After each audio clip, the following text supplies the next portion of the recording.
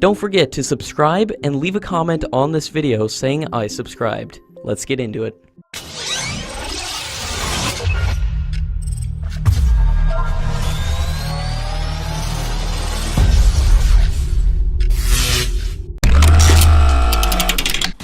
According to a military expert, the Rafale aircraft discussed by the Congress government in 2012 and the Rafale aircraft bought by the Modi government in 2016 have very different configuration and capability, thus explaining the difference in the price of the aircraft.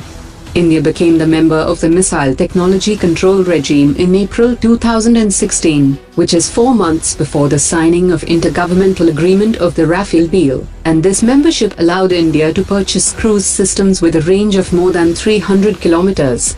The range of Scalp systems currently purchased by the Modi government has a range of 600 kilometers, and if they were part of previous negotiations of 2011 by the Congress government, the Scalp systems would have a range of 300 kilometers. Qatar had purchased 24 Rafale aircraft equipped with a downgraded version of the Scalp system for 6.3 billion euros.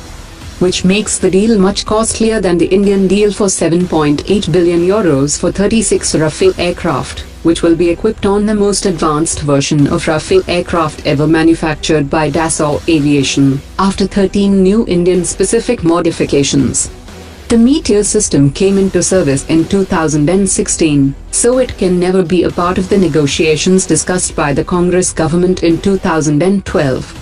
1 billion euros was allocated in the year 2014 for the development of F3R version of Rafale aircraft, and it is also an open secret that the F3R version is a nuclear-capable version of Rafale aircraft, which is bought by the Modi government, and this version can never be a part of negotiations by the Congress government in 2012, as this version did not exist at that time.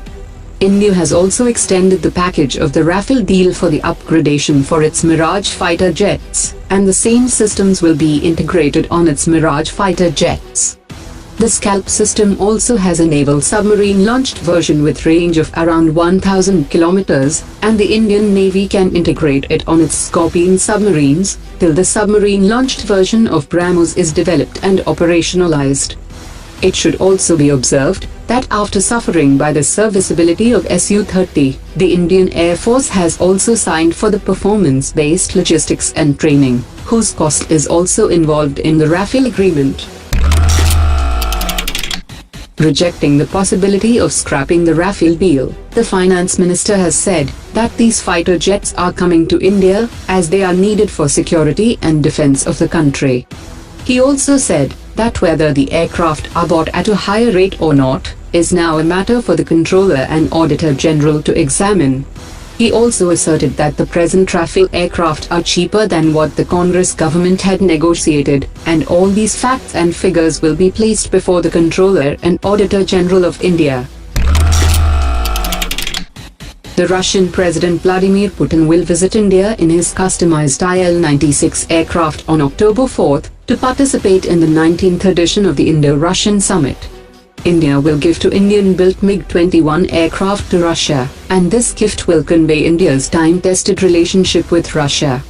Over 1,200 of these iconic jet fighters were bought from the former Soviet Union, after the attempts to buy similar supersonic aircraft were rejected by the US and UK. Meanwhile, Russia continued the legacy of the Soviet Union, and still is the largest supplier of strategic military equipments to India. The main highlight of the summit will be the signing of the S-400 deal, 4 Admiral Grigorovich-class frigates worth $2 billion, licensed production of the AK-103 rifle in one of the Indian Ordnance factories, $1 billion deal to manufacture 200 Kamov helicopters at Hindustan Aeronautics, and the discussions to lease another nuclear submarine to replace the INS Chakra. According to media reports, over 30,000 officials and staff at Hindustan Aeronautics are worried due to the absence of any orders for a new aircraft. Hindustan Aeronautics will be left with idle manufacturing capacity in just 3 years from now, once it completes the deliveries of the Su-30. Meanwhile, the Indian Air Force raised its first Tejas squadron in 2016, and only 9 aircraft have been delivered so far, and the aircraft is yet to achieve its final operational clearance certificate.